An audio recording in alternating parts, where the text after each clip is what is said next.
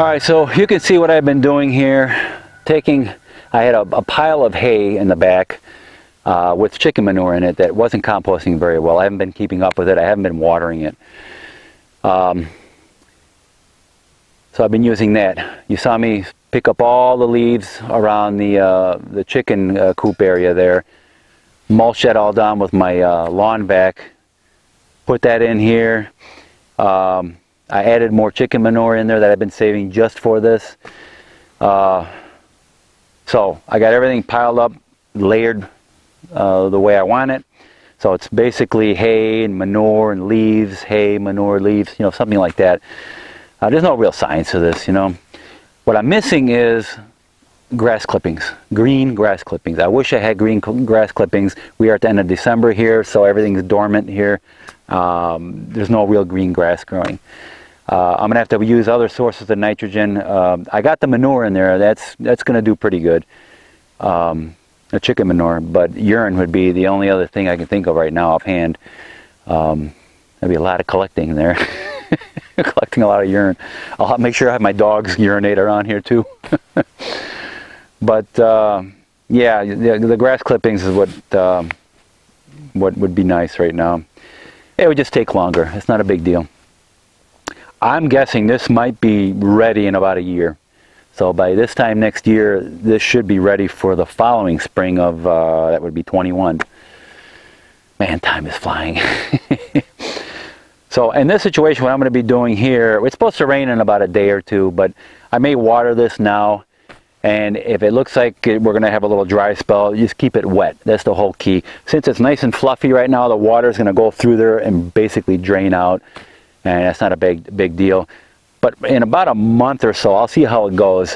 What I'll probably do is, well, what I'll end up doing is taking the top layer off and putting it here, taking the middle section, putting it here, and the bottom section. In other words, you're just flipping it over. Give the pile a chance to compost equally, you know, the best you can. And I may do something like that and just flip-flop back and forth every month or two or whatever it takes. But eventually it will compost. And I also added in there, we had a small compost pile in the back where we would throw kitchen scraps in there, eggshells, like pineapple tops, things that the chickens won't eat, and certain vegetables and things like that.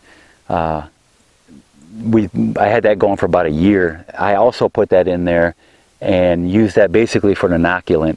So as it rains, all that bacteria will go in there and it'll just start eating away at everything. So that's the key, is to keep it wet but not soaking wet. You know, just keep it nice and moist, and the bacteria and the fungus will do their nasty work. This pile here is a pile of horse manure that I've had for since early this year. Not quite a year yet, but pretty close. It is so composted that it's basically dirt, and it's wonderful. That next pile back there, that is a pile of wood chips that's breaking down really nicely.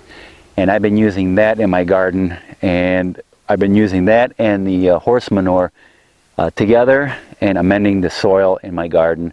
And I had a wonderful, wonderful harvest throughout the, well, basically, we were eating almost completely out of this garden this year. It was great. I've never experienced that before, you know. I tried the Back to Eden and it just didn't work here. It just does not work. Putting wood chips on top of bad soil does nothing, you know, but hold moisture.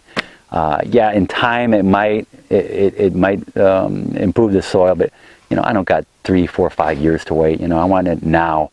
So that's what I did. Mixed horse manure and compost in my garden, and voila, man, everything grew great. We had the best harvest of tomatoes. I made tomato sauce. We had a wheelbarrow of eggplants that I collected or harvested because the frost was coming. We had to hurry up and pick that, and peppers too. Tons of peppers, eggplants. It was wonderful. We were eating zucchinis and man, we had so much stuff, radishes, and I had my Italian squash too, my gogutzas, man. They were doing fantastic. So So yeah, the whole thing is you have to amend your soil and get your soil right. Now, once your soil is good, if you want to put wood chips on there, that's fine. You know, that holds the moisture. But you have to have your soil amended properly. I also added minerals in my soil, and so I know now that my soil is good. It's got the proper organic material in there. It's got all the minerals that it needs because I had my soil tested. And if you want to see that video, soil testing, I'm going to put that up here. But guys, get your soil right. Start composting. That's the number one, is compost. You have to put that in your soil. And if you can't do it, at least go get some of that bagged compost. Although it's just broken down wood chips is basically what it is. But it's better than nothing. You have to put that into your soil. And minerals too. That would be good. Azomite, if you don't want to get your soil tested, put azomite in there. And in time, the bacteria that's in the compost will break down those minerals and feed your plants. Alright guys, so get composting. I hope you enjoyed this video. Please like, subscribe, and share, and I would greatly appreciate it. Thank you.